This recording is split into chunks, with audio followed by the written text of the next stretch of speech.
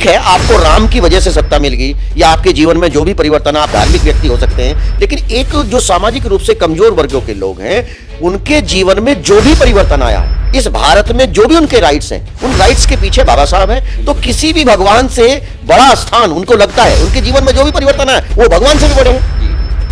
एक नरकीय जीवन से इस देश की एक लगभग 40 करोड़ की जो आबादी है, वर्तमान जो आबादी है, उसमें उसको एक नरकीय जीवन से एक बेहतर जीवन की तरफ अगर उन्होंने भेजा है, तो उनका स्थान उस भगवान से भी ज्यादा है जो उनको स्वर्ग देता हो।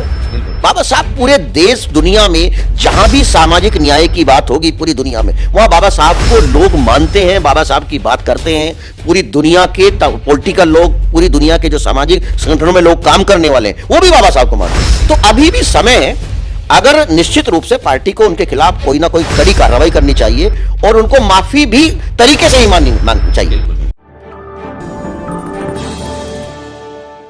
कोई भी संवैधानिक पदों पर बैठा हुआ व्यक्ति कि अगर भाषा ये है, उन्होंने बाबा साहब जी को लेकर के जिस तरह से तंज कसा है, तो निश्चित रूप से ये एक अनजाने में हुआ काम तो नहीं मैं मानता जी, है ना। ये कहीं ना कहीं एक साजिश के तहत इस तरह की भाषा का प्रयोग किया गया। अगर गृह मंत्री जी सदन के अंदर, क्योंकि ये चुनावी सभा तो है नहीं, बिल्कुल, या कोई पब्लिक वाला भी मामला नहीं है, सदन के अंदर, और आप देखिए कि गृह मंत्री जी के हाथ में बाकायदा पेपर हैं और इससे पहले जो भी वो बोल रहे हैं और इसके बाद में जो बोल रहे हैं और इस दौरान जो बोल रहे हैं, वो बाकायदा पढ़ के बोल रहे हैं।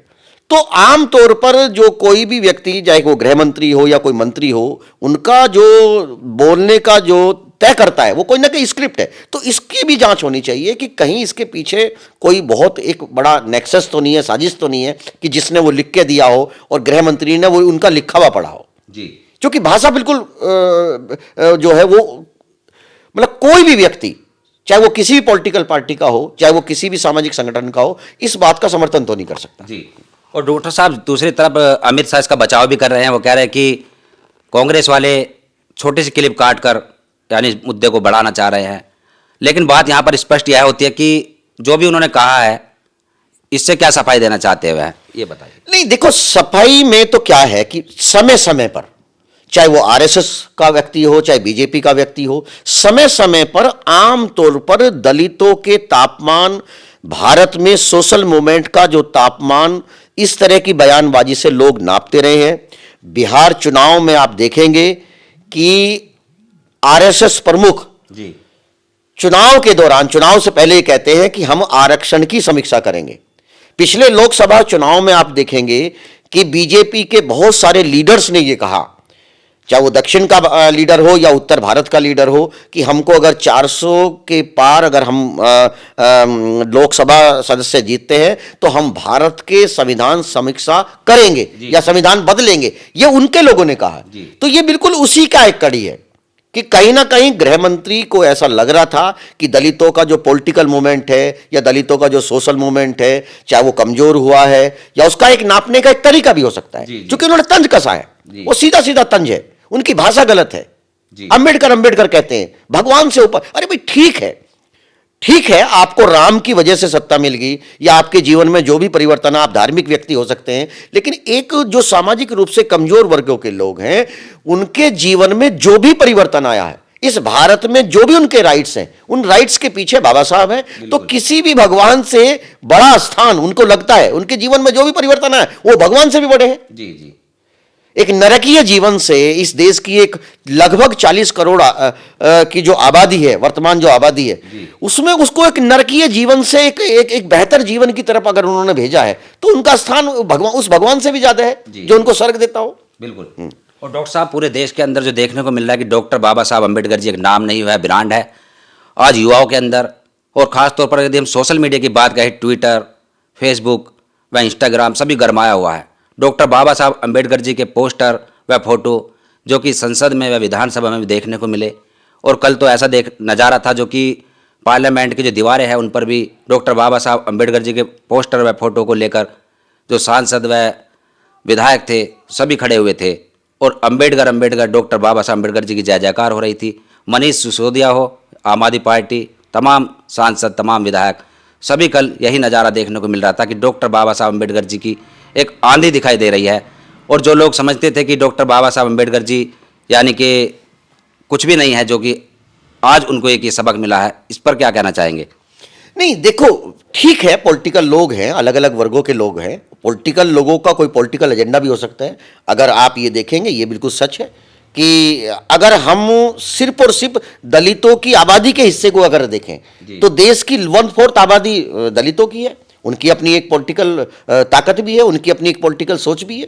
निश्चित रूप से उनको ये लगता है कि जो व्यक्ति या जो पार्टी जो है बाबा साहब के विचारों को इस तरीके से छिन भिन करेगी, तो निश्चित रूप से उनको दुखी होना तो है, और इसका नुकसान कहीं ना कहीं बीजेपी को होगा, है ना। और सभी लोगों को इसमें मतलब इस बात का विरोध होना चाहिए, तमाम सामाजिक संगठनों का होना चाहिए। देखिए, एक छोटी सी उमेश एक बात बता दूं कि इसके पीछे एक साजिश और भी है जिसकी तरफ हमारा ध्यान नहीं जा रहा, कि अगर आप देखेंगे कि सरकार ने आरक्षण में वर्गीकरण का बचाव उसके सॉलिसिटर जनरल ने सर्वोच्च न्यायालय में नहीं किया, और माननीय सर्वोच्च न्यायालय ने आरक्षण में वर्गीकरण कर दिया। और देश के प्रधानमंत्री जी ने तमाम दलित सांसदों के सामने ये वादा किया था कि जब तक मैं हूं आरक्षण में वर्गीकरण हम होने नहीं देंगे। लोगों को एक उम्मीद थी कि शायद आगामी जो आपका शीतकालीन जो सत्र वर्तमान चल रहा है ना, ऐसे में सरकार उसके आरक्षण में वर्गीकरण के खिलाफ कोई बिल लेकर के आएगी। लेकिन तमाम देश के सामाजिक संगठनों के निवेदन के बावजूद भी सरकार ने उसके ऊपर ध्यान नहीं दिया, और उस दबाव से निकलने के लिए हो सकता है कि सरकार ने इस तरह की बयानबाजी की हो। मैं बहुत सख्त टिप्पणी करने के मूड में तो नहीं हूं, लेकिन आपको यह भी मानना पड़ेगा कि जिस भारत की, जिस राष्ट्रीयता की बात बीजेपी करती है, भारत अगर एक है, बाबा साहब जी का जो कंट्रीब्यूशन है वो सिर्फ दलितों के सामाजिक न्याय के लिए नहीं है, इस देश के हर वर्ग के लिए बाबा साहब ने काम किया। हिंदू कोड बिल जब 11 अप्रैल 1947 को संविधान सभा के बीच में यह रखा गया, और तमाम जो बीजेपी जनसंघ, उस समय का जनसंघ, आरएसएस, और एक थे राम राज्य परिषद के जो अध्यक्ष थे हरिहरानंद सरस्वती, उन्होंने बाकायदा विरोध किया। तमाम आरएसएस ने देश की सड़कों के ऊपर विरोध किया। विरोध किस बात का किया? विरोध किस बात क्या है कि हिंदू कोड बिल आने से विधवाओं को पुनः विवाह का मौका मिलता। जो आज देश की आजादी से पहले हिंदू धर्म का पुरुष कई सारी शादियां कर सकता था। महिलाओं के लिए अगर किसी महिला का पति अगर गुजर जाता है तो उसको संपत्ति में अधिकार नहीं था, उसकी पुत्री के लिए संपत्ति में अधिकार नहीं था। तो ये सारी चीजें अगर उस समय हो जाती, बाबा साहब ये चाह रहे थे, लेकिन कुछ तथाकथित लोग बाबा साहब जी का विरोध इसलिए कर रहे थे कि उनको ये लगता था कि ये हिंदू धर्म की सांस्कृतिक विरासत है जिसमें उनको महिलाओं के शोषण का सीधा सीधा अधिकार मिलता है। तो ऐसी चीजों को, आज बहुत सारी चीजें हैं, नेशनल ग्रिड जिसको आप राष्ट्रीय ग्रिड की जो परिकल्पना रही वो बाबा साहब की रही। हीराकुंड डैम खुद बाबा साहब ने उसको रखा, है ना। जो जीपीएफ है ना, ये सब चीजें हैं। तमाम एम्प्लॉयज के लिए बहुत सारे काम किए उन्होंने, तमाम जो आपके लेबर एक्ट बनाए। तो ऐसी बहुत सारी चीजें हैं। अगर बाबा साहब इकोनॉमिस्ट हैं तो उनके इकोनॉमिस्ट ज्ञान का लाभ भारत की इकोनॉमी ने लिया है ना। उनके किताब के ऊपर, उनके पेपर के ऊपर जब रुपये का जो मूल्य निर्धारण हो रहा है तो उनकी तरफ से हो रहा है। तो सिर्फ एक वर्ग विशेष से न जोड़ करके और एक ऐसा संविधान लिखा। देखिए, हमारे साथ का जो देश आजाद होता है, पाकिस्तान या और बहुत सारे जो छोटे छोटे कंट्री हैं, वहां किस तरह के हालात हैं। लेकिन इतने विविधताओं के बाद भी अगर भारत में लोकतांत्रिक व्यवस्था जिंदा है, भारत में कोई भी व्यक्ति अपनी बात कहने के लिए जिंदा है, अगर भारत एक है तो उसके पीछे कहीं ना कहीं बाबा साहब की जो कठिन मेहनत है, बाबा साहब की जो सोच है, उसका एक बहुत बड़ा प्रभाव है। और बाबा साहब एक बड़े व्यक्तित्व हैं, वो इतने बड़े व्यक्तित्व हैं। और उस व्यक्तित्व में एक चीज और देखिए कि तमाम जीवन उन्होंने बहुत सारे तिरस्कार ढूंढे, तिरस्कार देखे, लेकिन उसके बावजूद भी जब बाबा साहब डॉक्टर भीमराव अंबेडकर जी को संविधान बनाने का मौका मिला तो उन्होंने हर वर्ग के साथ इंसाफ किया। किसी भी वर्ग के अधिकार उन्होंने नहीं जाने दिए, चाहे वो महिलाओं के अधिकार है, चाहे वो बच्चों के अधिकार हैं, चाहे वो आदिवासियों के अधिकार है, किसी भी वर्ग को, वो किसी के साथ उन्होंने इस तरह का दुर्व्यवहार नहीं किया। जी जी जी। अमित शाह ने देशवासियों की दुखती हुई रग पर हाथ रखने का काम किया है, जिसका लोग कह रहे हैं कि माफ़ी मांगे अमित शाह, तो इस पर आपका क्या कहना कि माफ़ी मांगनी चाहिए? नहीं, माफी भी मांगनी चाहिए, निश्चित रूप से उनको इस देश के दलितों से माफी मांगनी चाहिए, बाबा साहब के तमाम अनुयायियों से माफी मांगनी चाहिए। ये काम बिल्कुल, अगर जिस तरह की उन्होंने भाषा की है, उनको निश्चित रूप से भाषा मांगनी।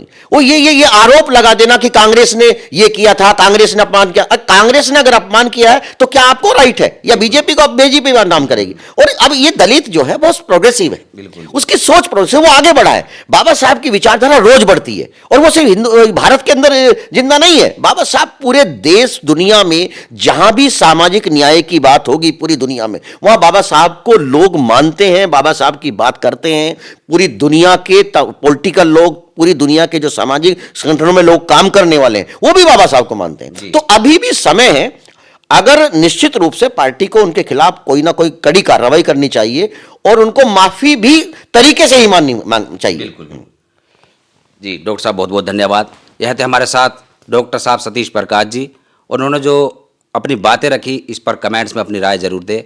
धन्यवाद। याद करो वह दिन जब मंदिर प्रवेश के समय हमारे साथ जो हुआ था।